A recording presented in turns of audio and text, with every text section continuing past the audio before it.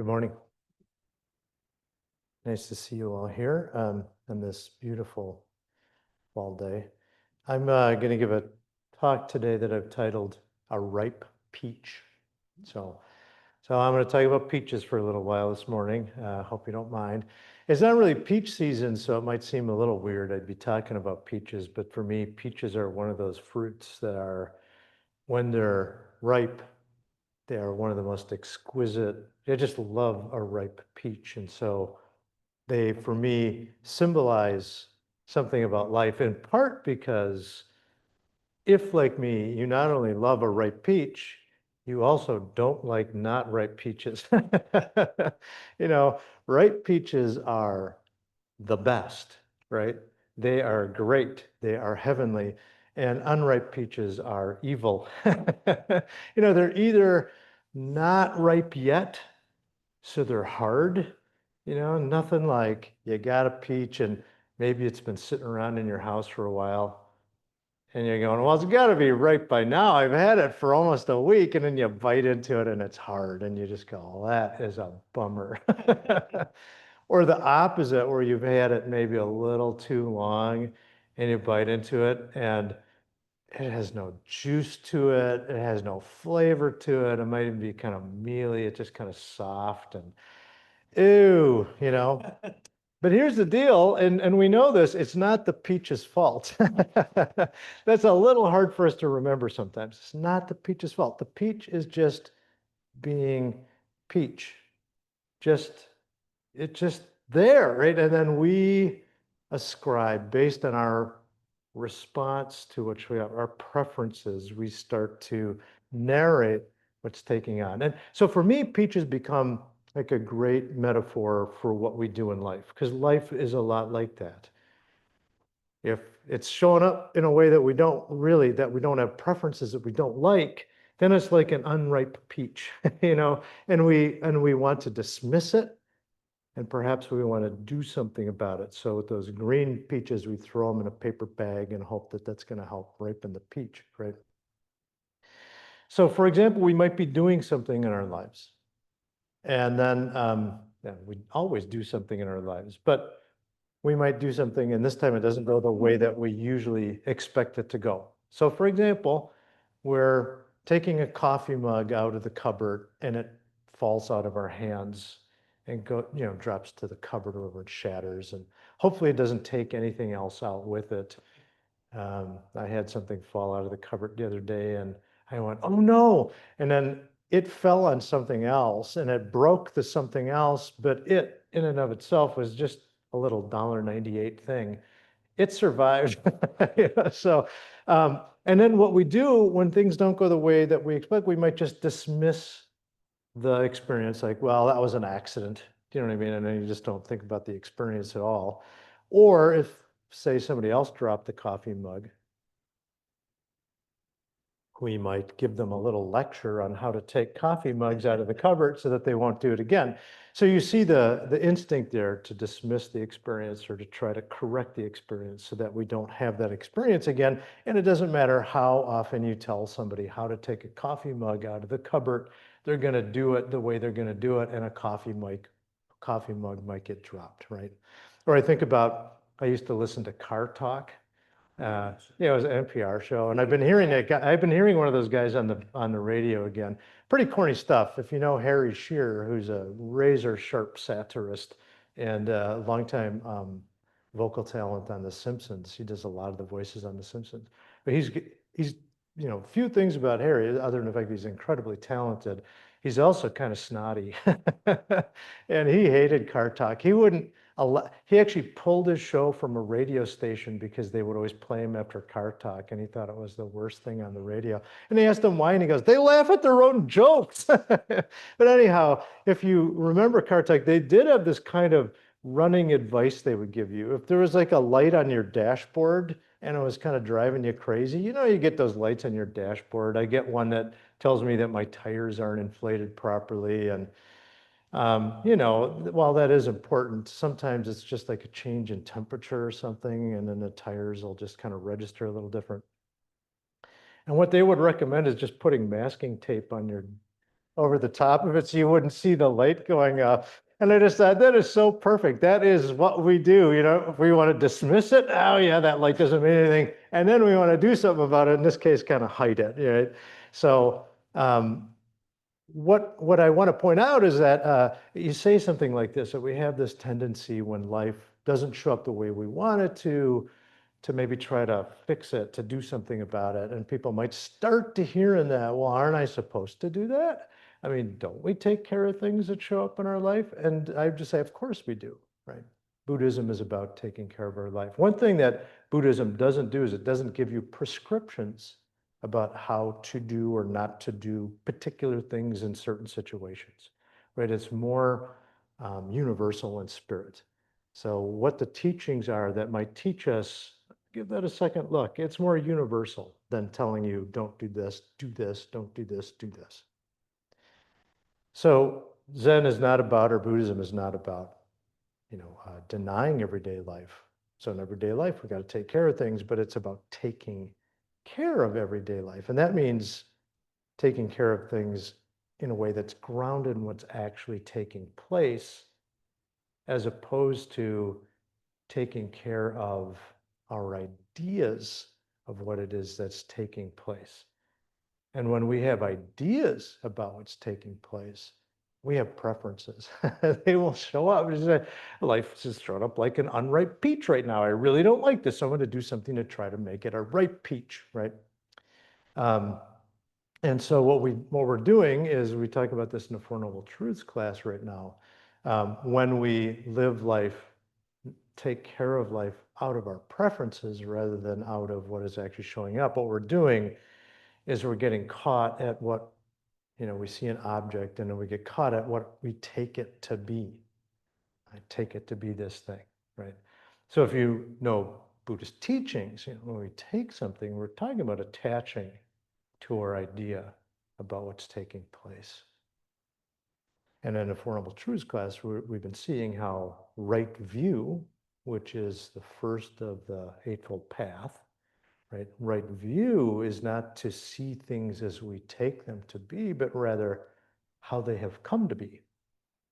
How they have come to be. And that is not a story that we tell about how they've come to be. We could do that. We're really good at that, telling ourselves all kinds of stories about how things came to just this particular moment.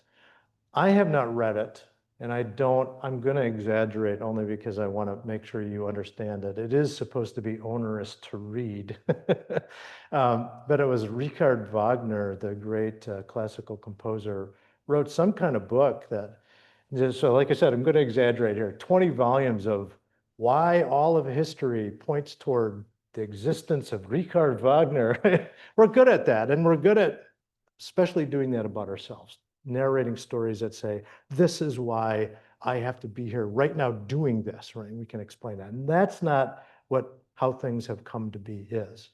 Okay?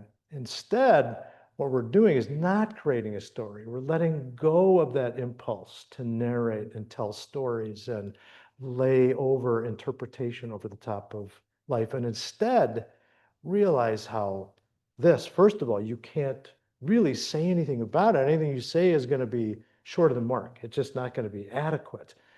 But how then when we really see this, we see that all of reality is actually showing up.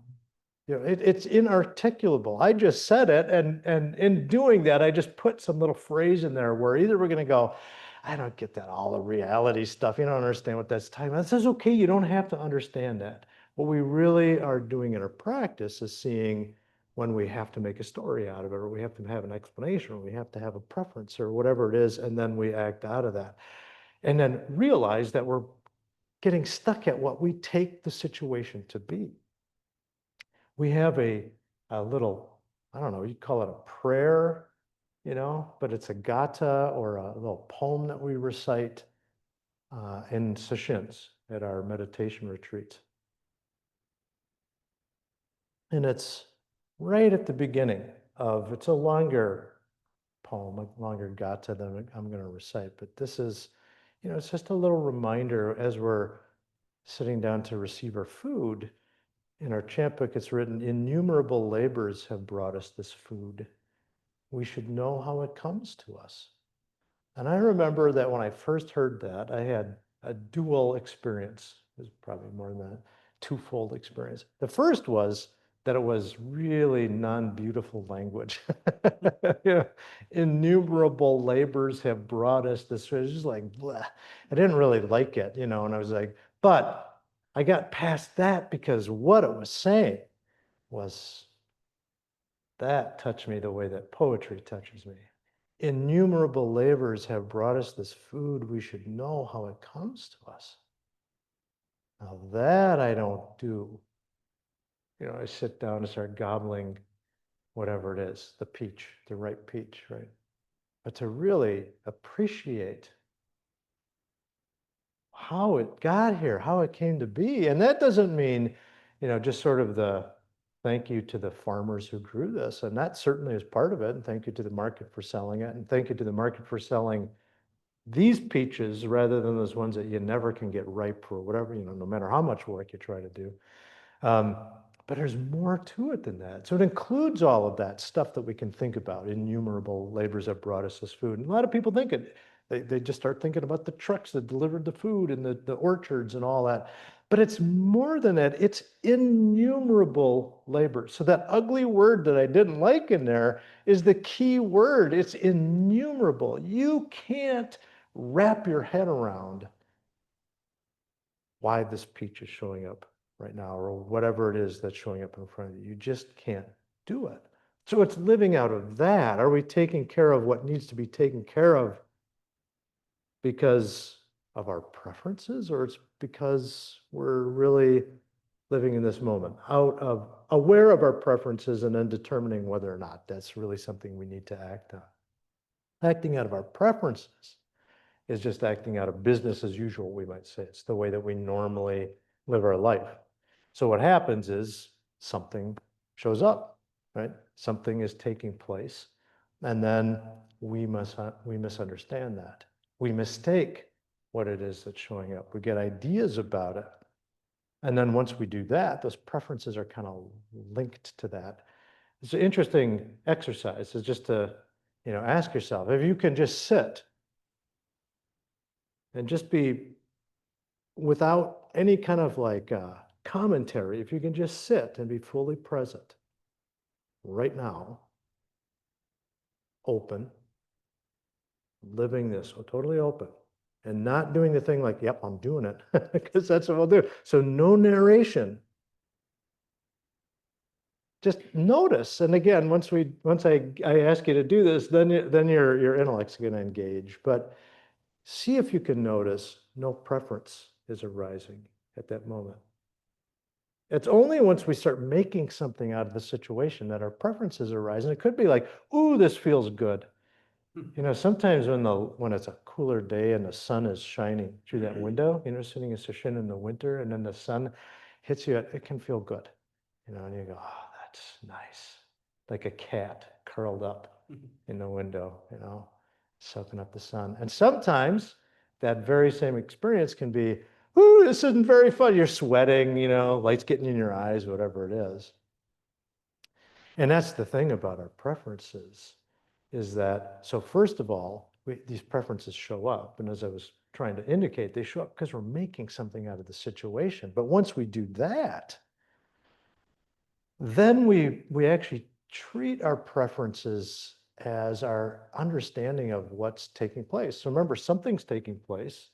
What's taking place? Well, it's, I don't like this, you know. Now that is taking place, but we're closing our attention down onto that preference, and that becomes our understanding of what's taking place, because we're not aware that it's our preference, and we're just acting out of the preference, if that makes sense. We're just acting. We're just like, we automatically do it. We take a left turn, you know, rather than a right turn, maybe because we have to get somewhere. But it could be that, you know, if you've ever done this, I wish I could remember that Bob Dylan lyric, because there's a good Bob Dylan lyric about it. But if you've ever seen somebody walking on the street and you go, oh, I don't want to talk to that person.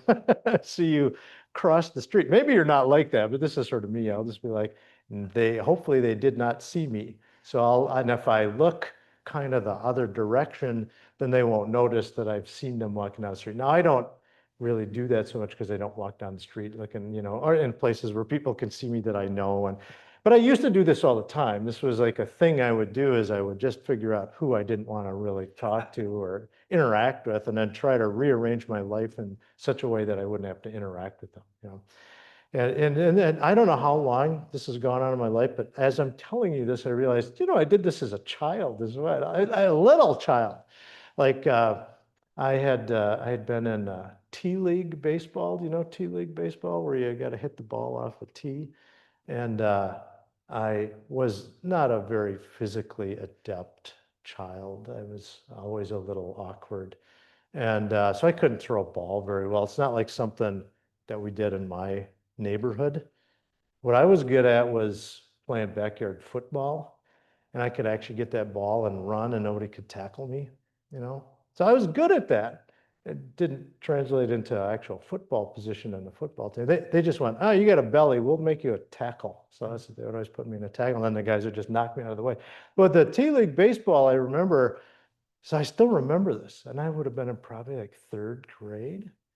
But the ball came out to me, and they purposely put me in that place where balls usually don't go so that I wouldn't have to deal with it, right? But it came out to where I was, and I was way out there. And it was a softball. I took the thing and I threw it as hard as I could, which was as good as I was going to do. Getting it in a direction of something was not so likely. And that's why I just threw it as hard as I could. It didn't quite go, toward home base. It went kind of some other direction. And some older kid was back there. Kid was in high school. What are you doing? Throwing it over there, Fraser. Throw it over there. You just lost the game for your team. And he was yelling at me. And I remember going, oh my God. I didn't cry, but it certainly was that feeling. And so for the rest of the summer, I would go to baseball and get on my bicycle and just not go to baseball. I would bike around town, but as a little kid, so my sense of time was really warped. And I came home once and my mom said, Steve, are you actually going to the baseball games? And I said, yeah. And she goes, well, it's just, you only left like 10 minutes ago.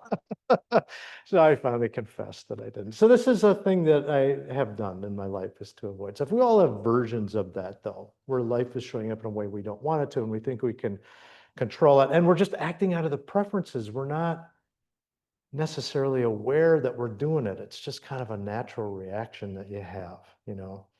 And the problem with those preferences is, as I already started indicating with the sunlight coming in the window, is that they're mercurial, right? They change.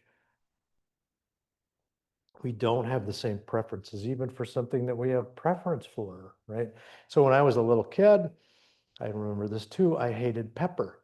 And if I saw pepper in anything, I wouldn't eat it. Now, I will say this is before my mom remarried and I had a stepdad where I would have eaten it no matter what. But when I was with my grandparents and they were okay spoiling me, I would look inside, like if it was a pot of soup, I'd look inside there and I go, I'm not gonna eat that. It's got pepper in it. So, my grandma actually helped me overcome that, because she had this tendency. I've seen her do almost literally the same thing with different people, different foods, but she cooked a soup, chicken noodle soup. I actually remember what it was. And then she asked me to look in it and make sure there was no pepper in there. I looked in and there was no pepper that I could see. So then she served me the soup and I ate it. And then she said, did you like the soup? And I said, I loved it. And then she said, well, it had pepper in it, right? And then she put a can of white pepper down. She goes, it was white pepper, not black pepper. So you're okay eating pepper. So I don't want to hear this thing about pepper anymore. And now I love pepper, but I wouldn't put pepper on a cake necessarily. Do you know what I mean? Like, so we have our preferences, but they're mercurial. Or this one that my husband told me, he was in a band for a while with this one guy that everybody who joined my husband's band for a while, they would have problems with this guy. And usually it was always the drummer, but the drummer would just be like, I can't deal with that guy anymore, right? So what he did one time is they wanted to play this song. We'll say it was Free Fallin' by Tom Petty, something like that. And this guy goes, that is the worst song. There's no way we are doing Free Fallin' from Tom Petty. I hate that song. I mean, it's just any like went to a tirade about why it was the worst song ever written and performed in the world. And then my husband said about a month later, he goes, we should do Free Fall, and that's a pretty good song. My husband's like, what? What was the? So our preferences come and go, and yet we root our lives in them. And it's mainly because we don't see that that's what we're acting out of. It's just kind of a reflex that we have.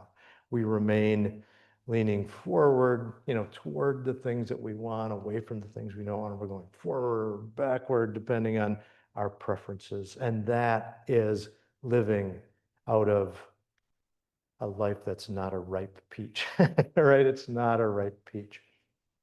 And our practice can be like that as well. Life itself is actually a ripe peach. We just don't treat it like that, right? So we treat it as if it's a not ripe peach. Too hard, too soft. Our practice is like that. Our practice is life.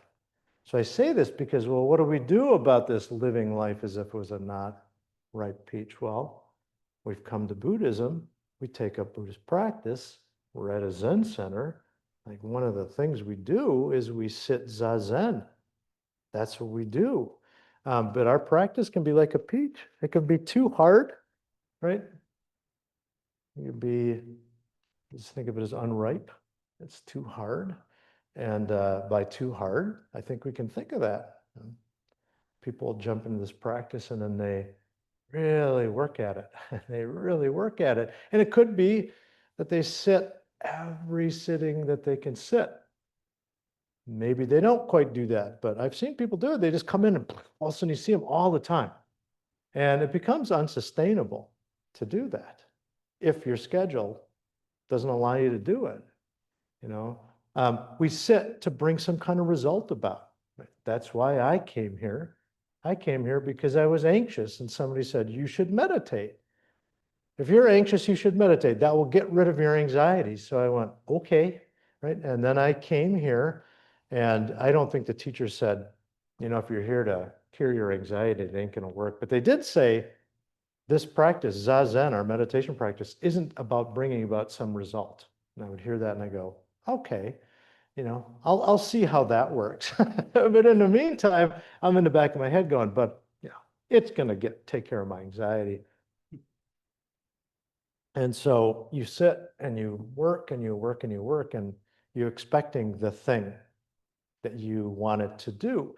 And so at the beginning, it was taking care of my anxiety, and that's a big thing. My anxiety was like I don't know, 1,000-pound purple dinosaur that was always hanging out with me. Do you know what I mean? Like getting rid of that, it's going to take some work. So I kind of went, okay, I just got to let that go. But I started hearing about enlightenment when I was here, to wake up. And I went, that's what I want to do. I want to wake up, so then I would work really hard at waking up. And, we have a story that we tell at Dharma Field. It's one of the stories that gets passed down through the centuries of a teacher and a student. And the student who ended up being a great Zen master by the name of Baso. But he was a really diligent student and he sat all day long. That's what he did. So one time his teacher, knowing that he had a good student on his hands, by the way, but he went and he talked to me. He just said, I notice you're doing all the sitting all the time. Why do you do that? And the student said, well, I sit in order to become Buddha. And the teacher kind of looks around. There's a tile sitting over there. So he picked the tile up and he started polishing the tile. And he's polishing the tile. And he's polishing the tile. And the student goes, well, why are you doing that? And he said, well, first he says, what are you doing? Clearly the teacher's polishing a tile. The teacher says, I'm polishing a tile. And he says, well, why are you polishing the tile? And he said, well, to make a mirror. And the student said, well, how can you make a mirror by polishing a tile? And the teacher said, how can you become Buddha by doing Zazen? Right? So we have stories about this, how that's not quite what it is their practice is doing. But we might begin our practice, and we might, as we continue our practice, see that we're holding on to ideas about what it is that we're doing here. Like I said, it might change. And there's actually nothing wrong with those intentions that we have. We just have to see that we actually have them. Because otherwise, like I said, the practice becomes pretty untenable, unsustainable. if you're trying to bring something about. Because what's going to happen is if you keep trying and keep trying, well, that's not what our practice is, and you're never really going to get the thing you're looking for, which if you look closely, that is the story of our life.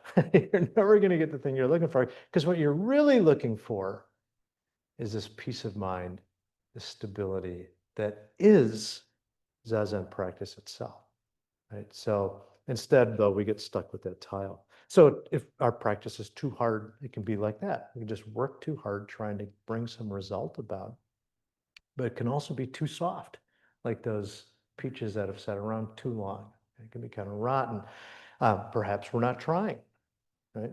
So we may tell ourselves all kinds of excuses like, well, I'm going to sit today because, I'm going to sit today because I can't do that today because I'm not going to read that today because, and I'm not even going to fill that in because we know what this is like, and you can fill it in with just about anything. So we're not trying. And perhaps this comes because we might hear a teaching and you will hear this here at Dharma Field, and you'll encounter it in books that you read, certainly from Zen teachers, and that is, you are Buddha. And you might hear, well, if I'm Buddha, then what's the point of doing this, right? That doesn't make any sense. So we get an idea about it. Or you might hear, as I was just saying, that our practice is not, this is a slightly different inflection, but our practice is not to improve ourselves. Right? Really, what you're trying to do is you just want to realize the Buddha we are. And then you go, well, see, I'm already Buddha, so I don't really need to work that hard at this, or I don't need to go in. I'm just looking for my true self. Well, I'm always my true self, right? Isn't that what's going on? Well, yes and no, I guess we could say that. It reminds me of the story, I've always was amused by this one, of Daina Katagiri, who is Steve Hagen's teacher, so my teacher's teacher. And when he was earlier in his career, before he came to Minneapolis, he had taught in San Francisco, and he was in San Francisco in the 1960s. And if you have any sense of history, of course, most of us realize that was, hippie central, right? So Katagiri was used to working with hippies on their practice. And he encountered one riding a streetcar one day, and he just asked the guy, he said, so where are you going? And the hippie replied, I don't know. Ask the streetcar. And Katagiri goes, well, that sounds pretty good, isn't it? But that's not what our practice is, right? It's not just whatever, man. Do you know what I mean? I'm open to how reality is showing up. Well, how reality is showing up is you're a person. You got to do stuff. Do you know what I mean? That's life. That's reality. So that's just another idea we might have. So with this way of looking, either trying to get something out of our practice or not even making an effort, right? Too hard, too soft. If you just look at it, no matter how you slice it, the practice is going to come up as not right. It's just not going to be right. Not doing anything about it, being soft about it, that's not going to help us to look at the problem and be relieved from the problem of dukkha, right? The first noble truth. It's not going to do that. And working hard to get rid of it is not going to do that either. So when we're doing that, from that perspective, we're trying to do something with our zazen or not do anything at all, right? We have an unripe peach on our hands, or at least it seems to us that we do. We have what dawned on me when I was writing this, we have doppelganger Zen going on, right? It looks like Zen, might look a lot like Zen, but it's not Zen. It's some idea that we have about Zen. Our practice, Zazen, is just to be this without any ideas. It literally translates Zazen as sitting meditation, and Za, sit, and Zen, their meditation. But as Dogen points out to us, right, the teacher that brought this kind of Buddhist practice from China to Japan, and so from Japan, eventually to here right now, 13th century monk. And what he reminded us is that this meditation practice has nothing whatever to do with sitting or lying down, right? And we might hear that and go, see, See, that's why I told you, I don't have to sit because meditation practice isn't about sitting or lying down. And then then we're off on those ideas again.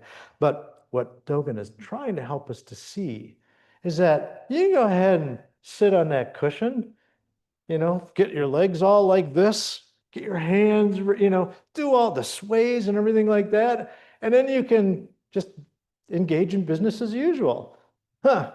I didn't really like that meal I had last night. That thing didn't taste so good. But I did like the movie, though it was a little weird. I went to see a movie called Begonia the other night. It was a pretty strange movie.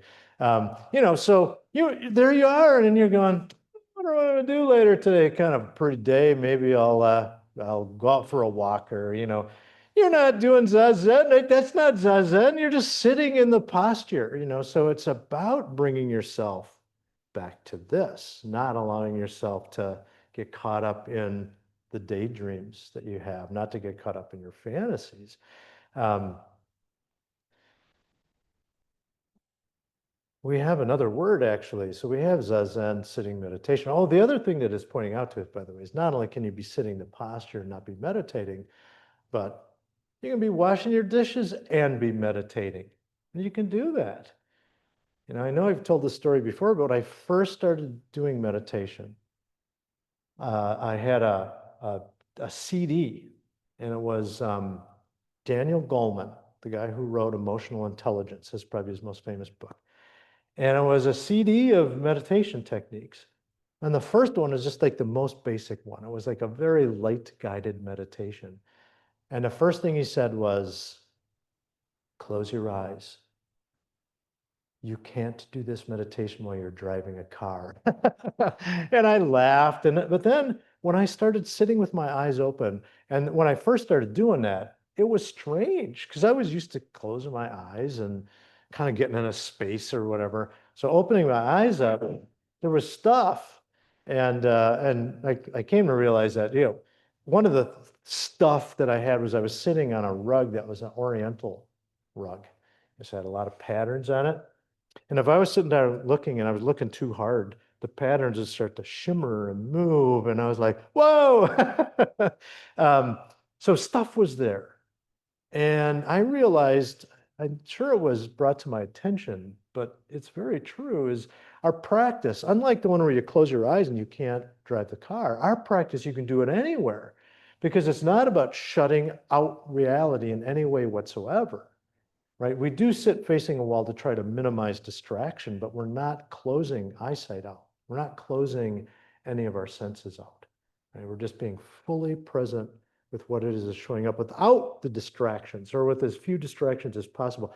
We realize that it's actually not, I said without distractions, and that makes it sound like there's stuff out there that's distracting us, but that's not really what's distracting us. That's what reducing distractions helps us to see, is that really what's happening is our mind grabs hold of objects, and that's what we call distraction, is we're attaching to things.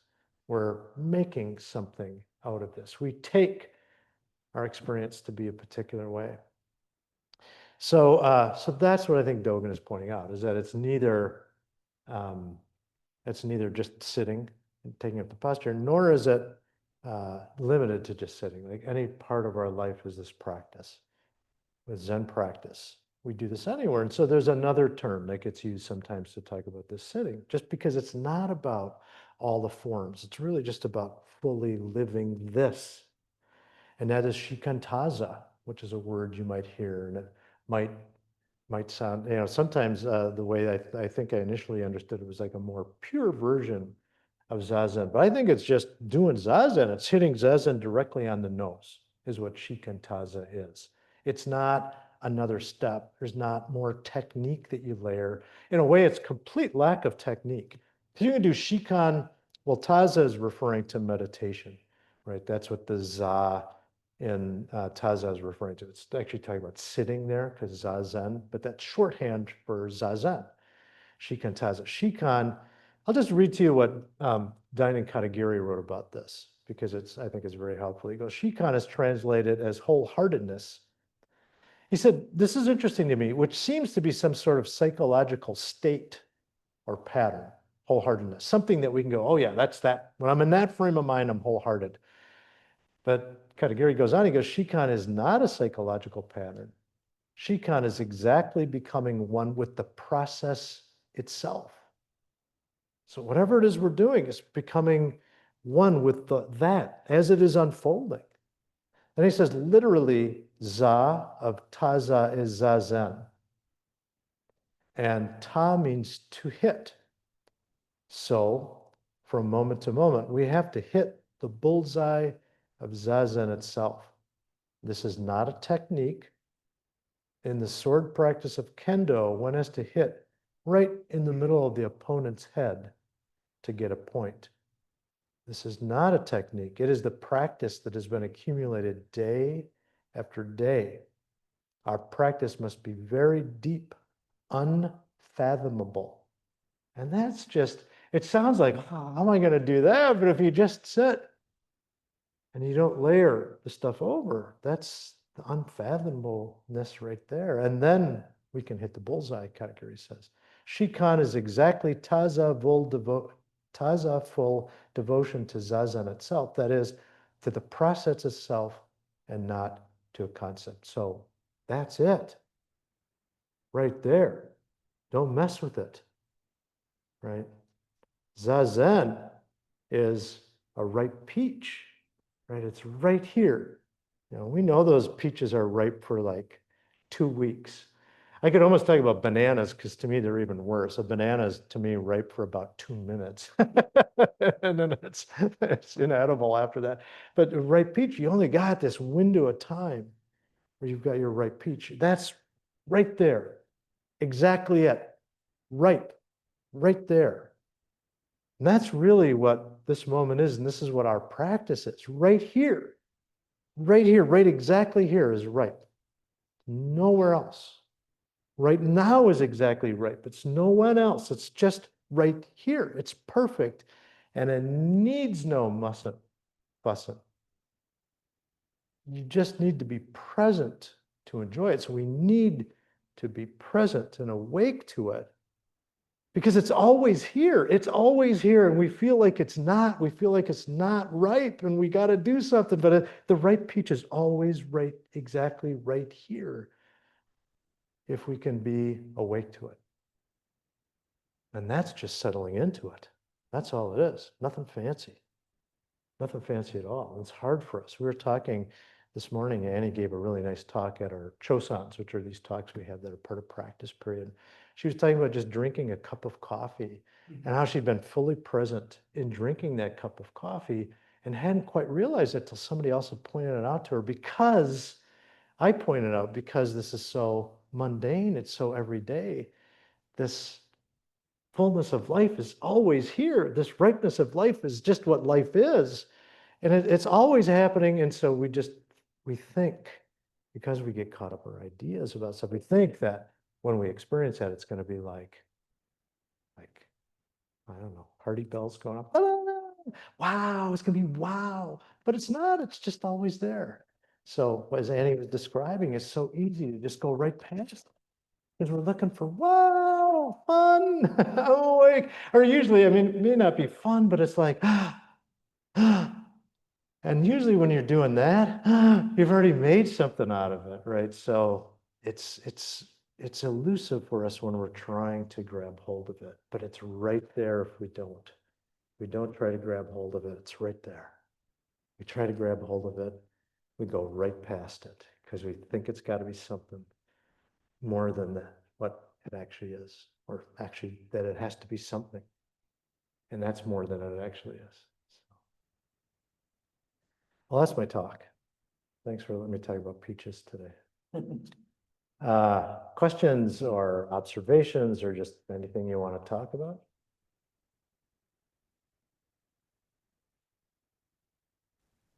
I hope someone has a question because I got this really cool new microphone. Yeah, that is very cool. I call that our Phil Donahue microphone, for those of you old enough to remember Phil Donahue.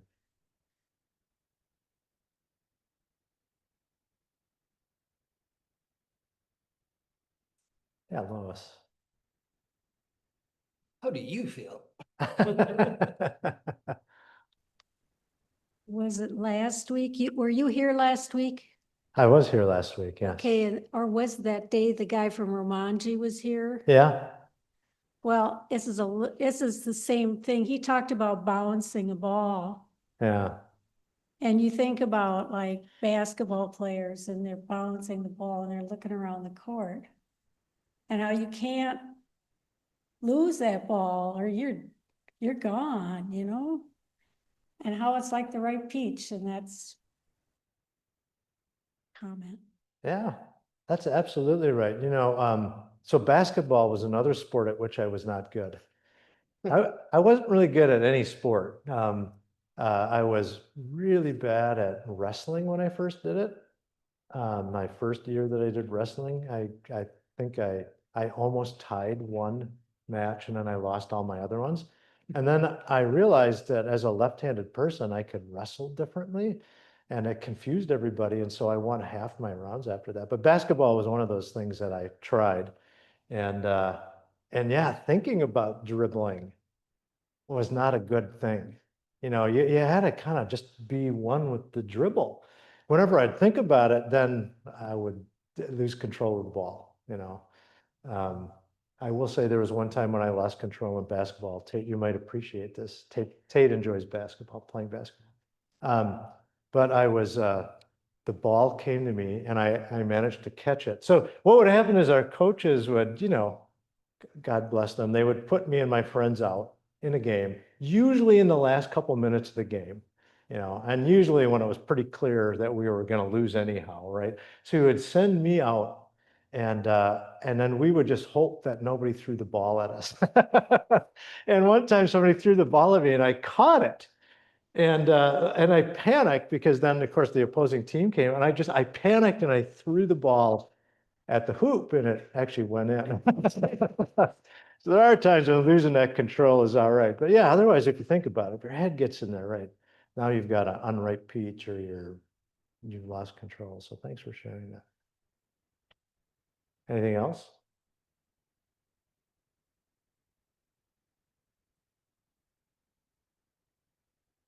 All right, thank you.